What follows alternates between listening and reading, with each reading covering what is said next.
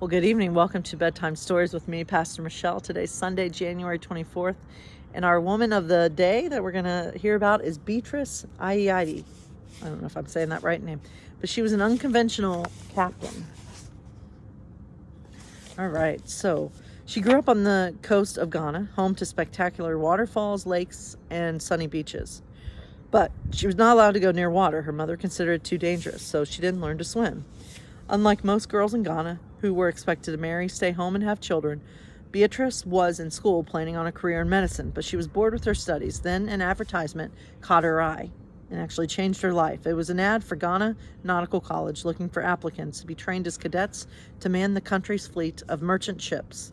Enrolling meant a complete change in her life's direction, a new field of study, the possibility of prejudice and resistance from male students and teachers, and once again going against traditional gender roles. It also meant a life of adventure on the seas.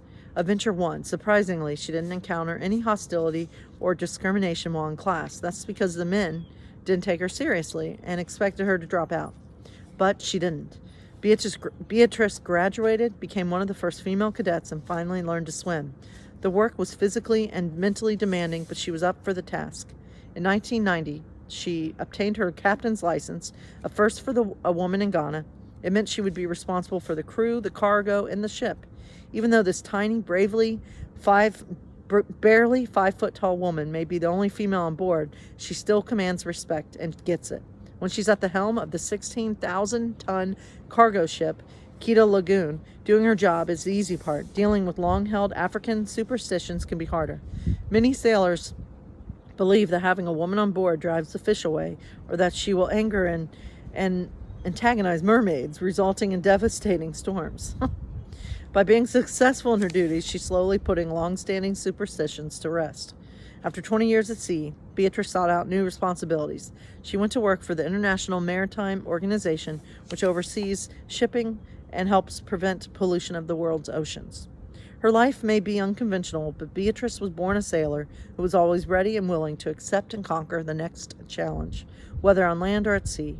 She has steered a course not only for her ship and her career, but for other women who aspire to a life of adventure, purpose, and excitement. Good for her. These are amazing stories. Of women who never gave up. So our Disney story tonight comes from Hunchback of Notre Dame. Is it Notre Dame or Notre Dame? All right. And it's called The Sweetest Song of All. Why is Quasimodo so sad? Asked Hugo. Judge Frollo has commanded that he never leave Notre Dame Cathedral, answered Victor. He's lonely because he has no friends. Just then Quasimodo appeared. Good morning, Hugo cried. Nice day for ringing bells. I guess so, Quasimodo replied, staring at the people far below. Cheer up, old friend. What do they have down there that we don't have? Hugo asked. Quasimodo frowned. I don't know, because I've never been there, but I hear people laughing and singing. Then Victor spoke. The sweetest songs of all can be heard in this tower, if you do what I tell you to. I will, Quasimodo cried. Then fetch a piece of firewood and knife from the kitchen, Victor commanded. So Quasimodo quickly returned with both. I want you to carve statues of lots of different birds, Victor said. So Quasimodo nodded. For 2 days he worked. On the third day he showed Hugo his first carving.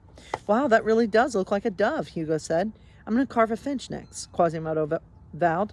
Over the next few weeks, Quasimodo carved hundreds of birds out of wood, larks and thrushes and robins and sparrows. Each statue was better than the last. He worked so hard that he nearly forgot he was lonely. Finally, he showed Victor and Hugo a carving of a beautiful nightingale. It's your best work of all, Victor said. Quasimodo was so proud that he set his bird on the highest tower so they could all admire it. The next morning, he was surprised to see 2 real birds perched next to the statue. Soon, more birds arrived. Some even built nests. Soon, hundreds and hundreds of birds lived in Notre Dame. They woke Quasimodo with their songs in the morning, and they sang him to sleep at night. Victor had told Quasi the sweetest songs of all could be heard in Notre Dame. And he was right. Since that day, birds have always lived in Notre Dame Cathedral. We'll say it's Notre Dame. That sounds more intelligent. I don't always sound intelligent. Anyway, God bless you all, my friends.